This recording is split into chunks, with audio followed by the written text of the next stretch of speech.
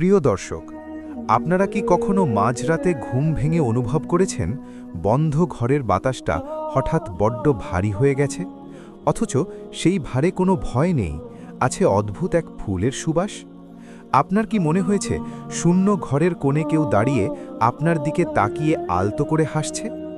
হয়তো আপনি ভাবেননি, হয়তো আপনি বুঝেননি, কিন্তু বিশ্বাস করুন, ওটা কোনো ভ্রম ছিল না। যখন কোনো মানুষের চোখের পানি জায়নামাজ ভিজিয়ে দেয়, যখন কোনো ঘর আল্লাহর জিকিরে কেঁপে ওঠে, তখন আসমান থেকে তারা নেমে আসেন। হ্যাঁ, তারা, রহমতের ফেরেশতা।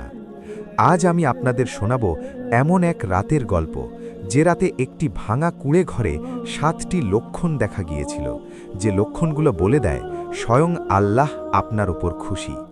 খুব খেয়াল করে শুনুন, কে জানে হয়তো আজ রাতেই আপনার ঘরেও এই মেহমানরা আসতে পারে। গল্পটা অনেক দূরের এক গ্রামের নাম রসুলপুর। সেই গ্রামের শেষ মাথায়, যেখানে বাঁশঝাড়ের ছায়া ঘন হয়ে নেমে আসে, সেখানে বাস করতেন সাদেক সাহেব। মানুষটা বড্ড ভালো, কিন্তু দুনিয়ার হিসেবে বড্ড গরিব। সংসারে আছেন শুধু তিনি, তার অসুস্থ স্ত্রী সালেহা আর তাদের 7 বছরের এতিম নাতনি মরিয়ম। ছেলের মৃত্যুর পর এই নাতনিই ছিল তাদের একমাত্র বেঁচে থাকার অবলম্বন। দিনটি ছিল বৃহস্পতিবার। আকাশ সকাল থেকেই গোমড়া করে আছে। আসরের পর থেকে শুরু হলো মুষলধারে বৃষ্টি। সাদেক সাহেবের ঘরে আজ 3 দিন হলো কোনো চুলা জ্বলেনি। চালের ড্রামটা একদম খালি, যেন হাঁ করে তাকিয়ে আছে ক্ষুধার্ত মানুষগুলোর দিকে। ছোট্ট মরিয়ম জ্বরে পুড়ছে। তার কপালে হাত দিয়ে সালেহা বেগম ফুপিয়ে কেঁদে উঠলেন। ওগো, শুনছ? নাতনিটা তো আর কথা বলছে না, একটু ওষুধের ব্যবস্থা কি করা যায় না? সালেহা বেগমের কণ্ঠে ছিল 1000 বছরের ক্লান্তি আর আকুতি। সাদেক সাহেব জানালার ভাঙা ফাঁক দিয়ে বাইরের অন্ধকারের দিকে তাকিয়েছিলেন। পকেটে হাত দিলেন, শূন্য, একদম শূন্য। মসজিদে মাগরিবের আজান হচ্ছে। আল্লাহু আকবার, আল্লাহু আকবার। আজানের ধ্বনি বৃষ্টির শব্দের সাথে মিশে এক অলৌকিক সুর তৈরি করছে। সাদেক সাহেব দীর্ঘশ্বাস ফেলে বললেন, সালেহা, দুনিয়ার ওষুধের দোকান তো বন্ধ হয়ে গেছে সন্ধেবেলায়, কিন্তু যার দয়ায় আমরা বেঁচে আছি, তার ওষুধের দোকান তো কখনো বন্ধ হয় না। তুমি ধৈর্য ধরো, আমি আজ আমার মালিকের কাছে ভিক্ষা চাইব, দেখি তিনি আমাকে ফেরান কিনা। ঘরের এক কোণে একটি পুরনো জায়নামাজ, ওটার সুতোগুলো উঠে গেছে বহু বছরের সিজদার ঘষায়। সাদেক সাহেব সেই জায়নামাজে দাঁড়ালেন। এশার নামাজ শেষ হলো, কিন্তু তিনি উঠলেন না। বৃষ্টির শব্দ বাড়ছে টিনের চালে, ঝমঝম ঝমঝম, যেন আসমানও আজ সাদেক সাহেবের সাথে কাঁদছে। রাত গভীর হতে লাগল। গ্রামের সবাই গভীর ঘুমে আচ্ছন্ন। শুধু জেগে আছে এই একটি ঘর, আর জেগে আছেন আরশের মালিক। সাদেক সাহেব হাত তুললেন। তার সাদা দাড়ি বেয়ে চোখের পানি গড়িয়ে পড়ছে। তিনি বিড়বিড় করে বলছেন, হে মালিক, আমি তো কিছু চাই না। আমি না খেয়ে থাকতে পারি, কিন্তু আমার এই মাসুম এতিম নাতনিটা, ও তো কোনো পাপ করেনি। তুমি কি একটু রহমত করবে না? তুমি না বলেছ এতিমের চোখের পানি তোমার আরশ কাঁপিয়ে দেয়? প্রিয় দর্শক, আপনারা কি জানেন, যখন কোনো বান্দা এমন অসহায় হয়ে কাঁদে, তখন আসমানের ফেরেশতারা অস্থির হয়ে যান। তারা আল্লাহকে বলেন, হে পরওয়ারদিগার, তোমার ওই বান্দার কান্না আমরা আর সহ্য করতে পারছি না। সাদেক সাহেবের কান্না সেই রাতে থামছিল না। তিনি কাঁদতে কাঁদতে সিজদায় পড়ে গেলেন, এবং ঠিক তখনই সেই জরাজীর্ণ ঘরে কিছু একটা ঘটতে শুরু করল। এমন কিছু যা বিজ্ঞানের ব্যাখ্যায় আসে না, এমন কিছু যা কেবল অনুভবের। হঠাৎ করেই বাইরের ঝড়ের শব্দ যেন দূরে সরে গেল। টিনের চালে বৃষ্টির যে প্রচণ্ড শব্দ ছিল, তা যেন এক মধুর ছন্দে পরিণত হল। সাদেক সাহেব সিজদা থেকে মাথা তুললেন না, কিন্তু তিনি অনুভব করলেন তার বুকের ভেতর যে প্রচণ্ড দুশ্চিন্তার ভার ছিল, নাতনি কি খাবে, ওষুধ কোথায় পাবে, সেই ভারটা নিমেষেই উধাও হয়ে গেছে। এক অদ্ভুত প্রশান্তি, যাকে আরবিতে বলা হয় সাকিনা, তা পুরো ঘরটাকে গ্রাস করে নিল। মনে হচ্ছে এই ঘরটি আর দুনিয়ার কোনো অংশ নয়, এটি জান্নাতের কোনো এক টুকরো হয়ে গেছে।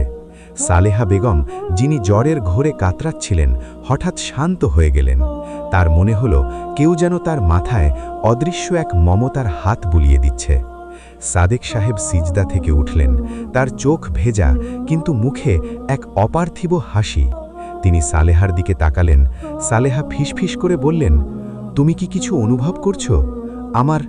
আমার কেন জানি মনে হচ্ছে ঘরে আমরা তিনজন ছাড়াও অন্য কেউ আছে, খুব আপন কেউ, খুব পবিত্র কেউ। সাদেক সাহেব চারদিকে তাকালেন। কুপি বাতির আলোটা কাঁপছে না আর, স্থির হয়ে জ্বলছে, অথচ জানালায় বাতাস আছে। তিনি বুঝতে পারলেন মেহমানরা আসতে শুরু করেছেন। রহমতের ফেরেশতারা যখন ঘরে প্রবেশ করে, তখন প্রথম যে লক্ষণটি দেখা যায় তা হল অশান্ত মন শান্ত হয়ে যাওয়া। ঝড়ের মাঝেও সমুদ্র যেমন গভীর তলদেশে শান্ত থাকে, ঠিক তেমনই। কিন্তু এটা তো মাত্র শুরু, এখনও রাত বাকি, এখনও আরও 6টি লক্ষণ প্রকাশ পাওয়া বাকি। সাদেক সাহেব পুনরায় হাত বাঁধলেন, এবার তাহাজ্জুদের নিয়ত। তার মনে হচ্ছে আজ তিনি আল্লাহকে না মানিয়ে ছাড়বেন না। ঠিক তখন ঘরের দরজার কাছে একটা মৃদু শব্দ হলো, খট খট, খুব ধীর, যেন কেউ অনুমতি চাইছে ভেতরে আসার। এত রাতে, এই বৃষ্টির মধ্যে কে হতে পারে? সাদেক সাহেব নামাজ ভাঙলেন না, কিন্তু তার মন বলল রিজিকের দরজা খুলতে শুরু করেছে। যখন মানুষের মন আল্লাহমুখী হয়, তখন শয়তান দূরে সরে যায়, আর রহমতের ফেরেশতারা সেই ঘরকে ঘিরে ফেলে। হাদিসে আছে, তারা একে অপরের ওপর ডানা বিছিয়ে আসমান পর্যন্ত পৌঁছে যায়। আজ সাদেক সাহেবের কুঁড়ে ঘর আর কুঁড়ে ঘর নেই, এটি এখন নূরের মিনার। নামাজ শেষে সাদেক সাহেব সালাম ফিরালেন, আসসালামু আলাইকুম ওয়া রহমাতুল্লাহ। ডান দিকে সালাম ফিরাতেই তিনি থমকে গেলেন। তার মনে হল তার সালামের জবাব কেউ দিল, মানুষের কণ্ঠে নয়, বাতাসের ফিসফিসানির মতো এক সুরেলা কণ্ঠে। ওয়ালাইকুমুসসালাম। তিনি চমকে উঠলেন না, বরং তার চোখ দিয়ে অঝরে পানি পড়তে লাগল। তিনি বুঝলেন তার একাকিত্ব ঘুচে গেছে। প্রিয় শ্রোতা, এই যে প্রশান্তি, এই যে অদৃশ্য উপস্থিতি অনুভব করা, এটিই ছিল রহমতের ফেরেশতা আগমনের প্রথম ধাপ। কিন্তু এর পরের ধাপে যা ঘটল তা আরও বিস্ময়কর। সেই জরাজীর্ণ ঘরে হঠাৎ এমন এক সুবাস ছড়িয়ে পড়ল যা পৃথিবীর কোনো ফুলের বাগানে পাওয়া যায় না। সেই সুবাসের গল্প আর বাকি লক্ষণগুলো কিভাবে একে একে সেই রাতে প্রকাশিত হলো, তা আমরা জানব পরবর্তী পর্বে। রাত তখন গভীর, বাইরের ঝড় কিছুটা কমে এসেছে, কিন্তু সাদেক সাহেবের বুকের ভেতরের ঝড় তখনও থামেনি। তিনি জায়নামাজে বসে আছেন, চোখ বন্ধ।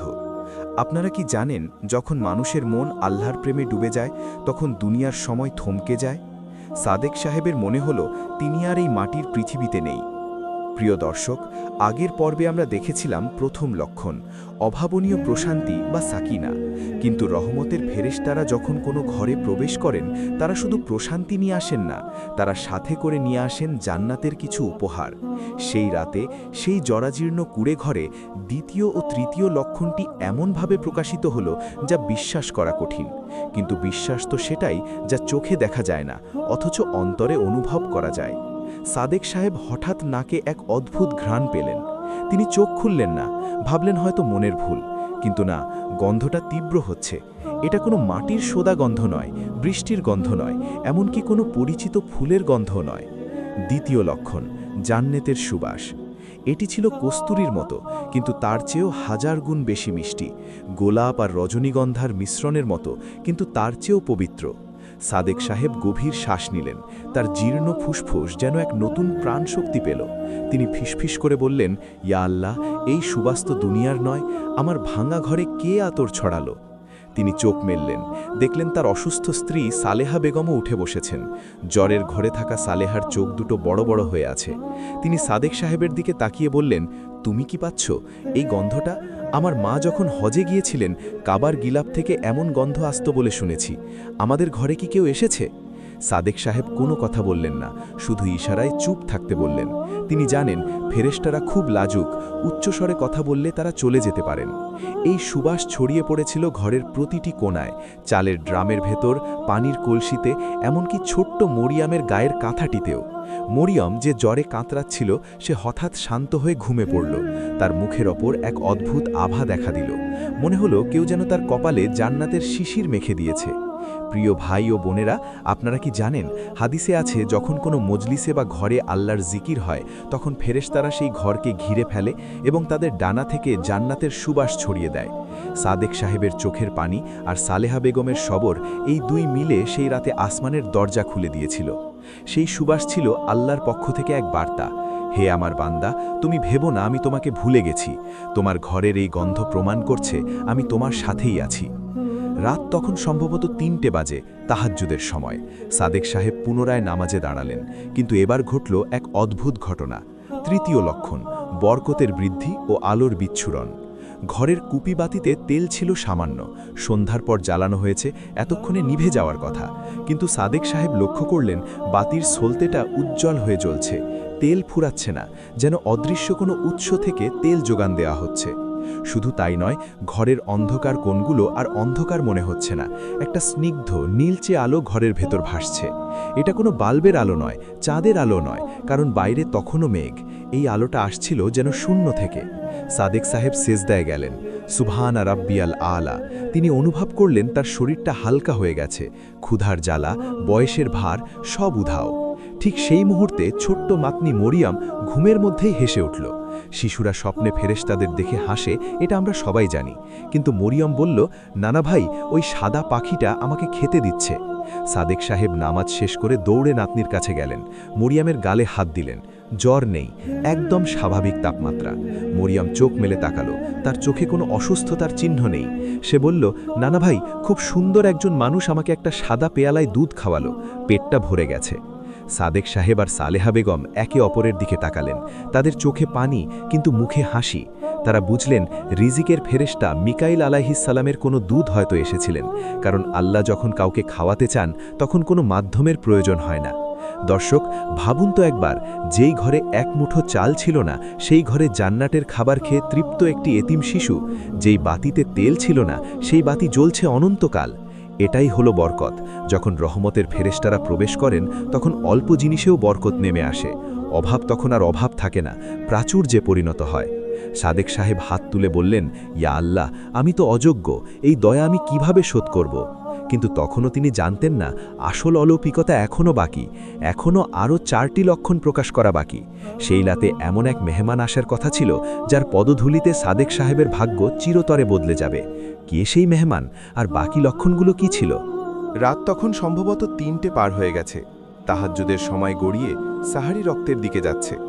সাদিক সাহেব জানালার পাশে দাঁড়িয়ে, তার মন বলছে আজকের রাতটা সাধারণ কোনো রাত নয়। তিনি জানেন মেহমান এখনো যাননি। ঠিক তখন দরজার নিচ দিয়ে একটি অদ্ভুত শব্দ হলো, যেন কেউ খুব বিনয়ের সাথে ডাকছে। সাদিক সাহেব দরজাটা একটু ফাঁক করলেন। ঝড়ের রাত, বাইরে তখনও কাদা আর পানির রাজত্ব, কিন্তু দরজার ওপাশে দাঁড়িয়ে আছে একটি সাদা বিড়াল। গ্রাম অঞ্চলে এমন বিড়াল সচরাচর দেখা যায় না। অদ্ভুত বিষয় হলো বিড়ালটির গায়ে এক ফোঁটাও কাদা নেই, বৃষ্টিতে ভেজার কোনো চিহ্ন নেই। তার পশমগুলো শুকনো এবং উজ্জ্বল সাদা। সাদিক সাহেব দরজা খুলে দিলেন। সাধারণত বিড়াল ঘরে ঢুকলে খাবারের খোঁজ করে কিংবা উষ্ণ কোনো কোণ খোঁজে, কিন্তু এই বিড়ালটি তা করল না। সে ধীর পায়ে ঘরের মাঝখানে এলো, তারপর ঠিক সেই জায়নামাজের পাশে গিয়ে বসল যেখানে সাদিক সাহেব এতক্ষণ ইবাদত করছিলেন। বিড়ালটি হঠাৎ শূন্যে মাথা নিচু করল, যেন কাউকে কুর্নিশ করছে। তারপর অদ্ভুত এক সুরে ডাকার বদলে গড়গড় শব্দ করতে লাগল, যে শব্দ শুনে মনে হয় সে কোনো মালিকের আদর পাচ্ছে, অথচ সেখানে কোনো মানুষ নেই। সাদিক সাহেব শিহরিত হলেন। তিনি ফিসফিস করে স্ত্রীকে বললেন, সালেহা, দেখছ, হাদিসে আছে প্রাণীরা যা দেখে আমরা তা দেখি না, ওরা ফেরিস্তাদের দেখতে পায়। এই অবলা প্রাণীটি আজ সাক্ষ্য দিচ্ছে আমাদের ঘরে আসমানের মেহমান বসে আছেন। সালেহা বেগম বিছানা থেকে ওঠার শক্তি পাচ্ছিলেন না, কিন্তু এই দৃশ্য দেখে তার শরীরের লোম দাঁড়িয়ে গেল। বিড়ালটি যেন পাহারাদারের মতো জায়নামাজের এক কোণে বসে রইল। তার চোখে কোনো ভয় নেই, আছে গভীর প্রশান্তি। এই দৃশ্য প্রমাণ করে রহমতের ফেরেশতারা যখন ঘরে প্রবেশ করেন তখন সেই ঘরের প্রতিটি প্রাণী, প্রতিটি অণুপরমাণু শান্ত হয়ে যায়, হিংস্রতা উধাও হয়ে যায়, ভক্তি চলে আসে। কিন্তু প্রিয় দর্শক, আসল অলৌকিকতা তখনও বাকি ছিল। সাদিক সাহেব বিড়ালটির দিকে তাকিয়ে থাকতে থাকতেই কানে এলো এক নতুন শব্দ। প্রথমে তিনি ভাবলেন বাতাসের শব্দ, কিন্তু না, কান পাতলে শোনা যাচ্ছে স্পষ্ট এক গুঞ্জন। সাদিক সাহেব লক্ষ্য করলেন টিনের চালে যে বৃষ্টির ফোঁটা পড়ছে তার ছন্দটা বদলে গেছে। টিপ টিপ টিপ। না, এটা সাধারণ শব্দ নয়। তিনি খুব মনোযোগ দিয়ে শুনলেন। তার বুকের স্পন্দন বেড়ে গেল। তিনি স্পষ্ট শুনতে পেলেন বৃষ্টির ফোঁটাগুলো পড়ার সময় যেন বলছে আল্লাহ, আল্লাহ, আল্লাহ। তিনি ভাবলেন এটা কি তার মনের ভুল? তিনি দেয়ালের দিকে কান পাতলেন। বাঁশের বেড়া দিয়ে তৈরি পুরনো দেওয়াল। সেই নির্জীব বাঁশ থেকেও যেন ভেসে আসছে এক অস্ফুট ধ্বনি, সুবহান আল্লাহ, সুবহান আল্লাহ। সাদিক সাহেব মেঝেতে বসে পড়লেন। তার দু চোখ বেয়ে তখন ঝর্ণাধারার মতো পানি পড়ছে। তিনি চিৎকার করে কাঁদতে চাইলেন, কিন্তু গলা দিয়ে আওয়াজ বের হল না। শুধু ফিসফিস করে বললেন, ওগো মালিক, আমি তো নাপাক মাটির মানুষ। আমার এই ভাঙা ঘরে তুমি এত আয়োজন করেছ, জড় পদার্থও আজ তোমার জিকির করছে। সালেহা বেগম বললেন, শুনছ, আমার মনে হচ্ছে আমার হৃদস্পন্দনও এখন আর আমার নিয়ন্ত্রণে নেই, ওটাও জিকির করছে। পুরো ঘরটা আজ জীবন্ত হয়ে উঠেছে। প্রিয় ভাই ও বোনেরা, যখন রহমতের ফেরেশতারা কোনো মুমিনের ঘরে প্রবেশ করেন তখন সেই ঘরের পরিবেশ এমন হয়ে যায় যে সেখানকার জড় বস্তুগুলো আল্লাহর তাসবিহ পাঠে মশগুল হয়ে যায়। কারণ ফেরেশতাদের উপস্থিতিতে পাপের অন্ধকার থাকতে পারে না, সেখানে কেবল নূর আর নূর বিরাজ করে। সাদিক সাহেব সেই রাতে এক অন্য জগতে ছিলেন। তার মনে হচ্ছিল এই ঘরটি এখন আর রসুলপুর গ্রামে নেই, এটি যেন আরশ মহল্লার কোনো এক অংশে ভেসে বেড়াচ্ছে। ক্ষুধা নেই, তৃষ্ণা নেই, অসুস্থতা নেই, আছে শুধু এক অপার্থিব ভালো লাগা। কিন্তু রাত শেষ হয়ে আসছে, ফজরের আজানের সময় ঘনিয়ে আসছে। এখনও দুটি লক্ষণ বাকি, এবং শেষ লক্ষণটি এমন যা সাদেক সাহেবের জীবনের মোড় ঘুরিয়ে দেবে চিরতরে। সেই শেষ রাতে ফজরের ঠিক আগ মুহূর্তে সাদেক সাহেব এমন কিছু দেখবেন যা কোনো মানুষের পক্ষে সহজভাবে নেওয়া সম্ভব নয়। সেটা ছিল বিদায়ের মুহূর্ত, আবার প্রাপ্তিরও মুহূর্ত। ষষ্ঠ এবং সপ্তম লক্ষণ নিয়ে আসছে এক চূড়ান্ত বার্তা। সাদিক সাহেব কি পারবেন সেই দৃশ্য সহ্য করতে, নাকি খুশিতে তার প্রাণ পাখি উড়ে যাবে? রাত তখন শেষ হয়ে আসছে, তাহাজ্জুদের শেষ সময়, সাহরির ওয়াক্ত প্রায় শেষ। সাদেক সাহেব জায়নামাজে বসে আছেন, কিন্তু তার মনে হচ্ছে তিনি আর এই পৃথিবীতে নেই। তার শরীরটা পালকের মতো হালকা রাখছে। তিনি তসবিহ হাতে নিয়ে বিড়বিড় করে পড়ছিলেন। হঠাৎ তার মনে হলো ঘরের পরিসরটা বেড়ে গেছে। ছোট্ট সেই ভাঙা কুড়ে ঘরটা আর ছোট নেই। ডানে তাকালে মনে হয় দেওয়ালটা অনেক দূরে, বামে তাকালে মনে হয় ছাদটা আকাশ ছুঁয়ে গেছে। প্রিয় দর্শক, এটিই হলো রহমতের ফেরেশতাদের আগমনের ষষ্ঠ লক্ষণ। একে আধ্যাত্মিক পরিভাষায় বলা হয় কশফ। যখন কোনো বান্দার ওপর আল্লাহ রাজি হয়ে যান এবং ফেরেশতারা সেই বান্দাকে ঘিরে রাখে, তখন আল্লাহ মাঝখানের পর্দা উঠিয়ে দেন। বান্দা তখন চর্মচক্ষে যা দেখে না, অন্তরের চোখে তা স্পষ্ট দেখতে পায়। সাদেক সাহেব চোখ মুছলেন। তিনি ভাবলেন, আমি কি স্বপ্ন দেখছি? তিনি ভালো করে তাকালেন তার অসুস্থ স্ত্রী সালেহার দিকে। সালেহা এখন ঘুমাচ্ছে, কিন্তু তার মুখের দিকে তাকিয়ে সাদেক সাহেব চমকে উঠলেন। সালেহার মাথার কাছে শূন্যে ভাসমান কিছু অবয়ব, তারা যেন সালেহার গায়ে বাতাস করছে। সাদেক সাহেব কাঁপতে কাঁপতে ডাক দিলেন, সালেহা, ও সালেহা। কিন্তু তার গলা দিয়ে স্বর বের হলো না, কারণ ঠিক সেই মুহূর্তে ঘরের উত্তর দিকের দেওয়ালটা যেন মিলিয়ে গেল। সেখানে আর কোনো বাঁশের বেড়া নেই, সেখানে দেখা যাচ্ছে এক বিশাল বাগান। সেই বাগানে এমন সব ফুল ফুটে আছে যা তিনি জীবনেও দেখেননি। আর সেই বাগানের মাঝখান দিয়ে হেঁটে আসছে একজন যুবক। সাদেক সাহেব যুবকটিকে চিনতে পারলেন। তার কলিজাটা মোচড় দিয়ে উঠল। বাবা, বেলাল, তুই? হ্যাঁ, ওটা সাদেক সাহেবের মৃত ছেলে বেলাল, মরিয়মের বাবা, যে 3 বছর আগে অ্যাক্সিডেন্টে মারা গিয়েছিল, যার শোকে সাদেক সাহেব আর সালেহা বেগম আজও পাথর হয়ে আছেন। প্রিয় ভাই ও বোনেরা, আপনারা কি জানেন, রহমতের ফেরেশতারা যখন আসেন তারা শুধু একা আসেন না, মাঝে মাঝে তারা পুণ্যবান মৃত রূহদের সাথে করে নিয়ে আসেন। আল্লাহ তার প্রিয় বান্দাকে সান্ত্বনা দেওয়ার জন্য এই অলৌকিক মিলন ঘটিয়ে দেন। বেলাল কাছে এলো না, কিন্তু দূর থেকে হাসল। সেই হাসিতে কোনো দুঃখ নেই, কোনো কষ্ট নেই।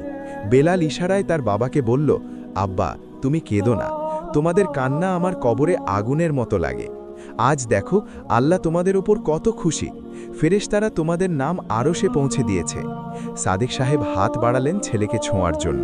বাবা, তুই যাস না, তোর মেয়েটাকে একবার দেখে যা, ও তোকে খুব খোঁজে।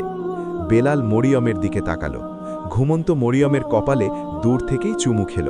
তারপর বলল, আব্বা, আমি এখন খুব শান্তিতে আছি, তোমরাও থাকবে। আজকের পর থেকে তোমাদের আর কোনো অভাব থাকবে না, আল্লাহ নিজেই তোমাদের দায়িত্ব নিয়েছেন। সাদেক সাহেব সিজদায় পড়ে গেলেন। ইয়া আল্লাহ, তুমি আমাকে এত বড় পুরস্কার দিলে, আমি তো এর যোগ্য নই, আমি তো গুনাহগার বান্দা। এই দৃশ্যটি হয়তো কয়েক সেকেন্ডের ছিল, কিন্তু সাদেক সাহেবের কাছে মনে হলো অনন্তকাল। তিনি যখন মাথা তুললেন তখন দেওয়াল আবার আগের মতো, কিন্তু ঘরের ভেতরের পরিবেশটা সম্পূর্ণ বদলে গেছে। তার বুকের ভেতর যে ছেলে হারানোর পাথর চাপা কষ্ট ছিল তা একদম ধুয়ে মুছে সাফ হয়ে গেছে। রহমতের ফেরেশতারা চলে যাওয়ার আগে মানুষের মন থেকে সমস্ত দুশ্চিন্তা, সমস্ত শোক, সমস্ত হতাশা ধুয়ে নিয়ে যায়। সাদেক সাহেব অনুভব করলেন তিনি যেন আবার যুবক হয়ে গেছেন। তার দারিদ্র্য আছে, ঘর ভাঙা আছে, কিন্তু তার মনে হচ্ছে তিনি পৃথিবীর সবচেয়ে ধনী মানুষ, কারণ তিনি তার রবের ভালোবাসা অনুভব করতে পেরেছেন। সালেহা বেগম জেগে উঠলেন। তিনি সাদেক সাহেবকে বললেন, ওগো, আমি স্বপ্নে দেখলাম বেলাল এসেছিল।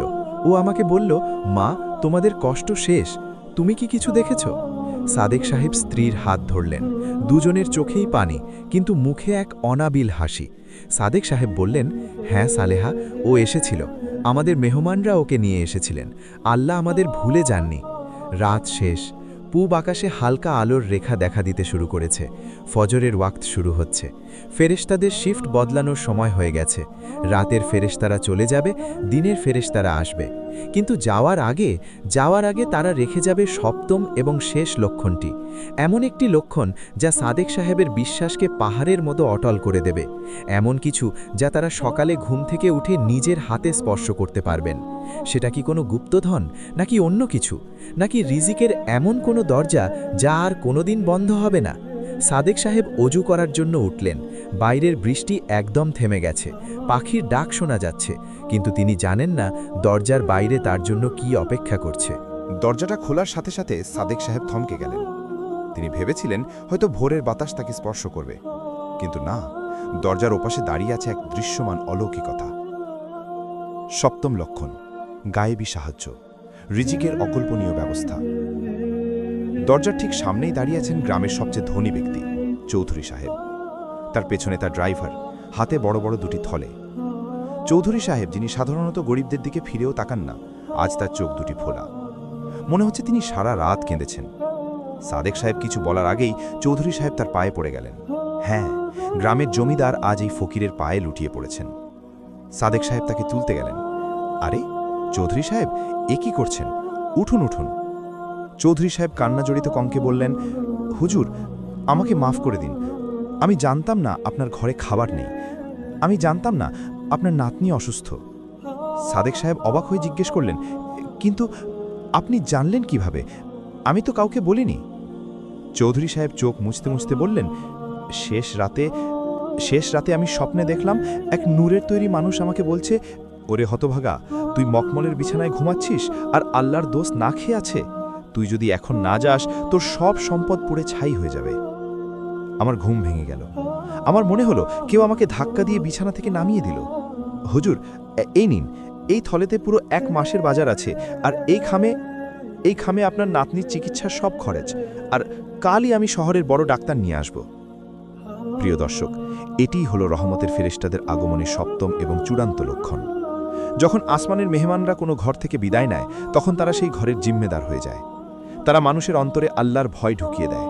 তারা দুনিয়ার মানুষকে বাধ্য করে সেই মুমিনের খিদমত করতে। সাদেক সাহেব বুঝলেন, কাল রাতের সেই কান্না, সেই জিকির, সেই সুবাস সব সত্য ছিল। আল্লাহ তার ওয়াদা পূরণ করেছেন। তিনি তার বান্দাকে মানুষের কাছে হাত পাততে দেননি, বরং মানুষকে তার দরজায় পাঠিয়েছেন। তিনি থলেগুলো নিলেন না, বরং চৌধুরী সাহেবকে জড়িয়ে ধরলেন, বললেন, ভাই, এগুলো আমার জন্য নয়, এগুলোই অতিম মেটার হক যা আল্লাহ আপনার মাধ্যমে পাঠিয়েছেন।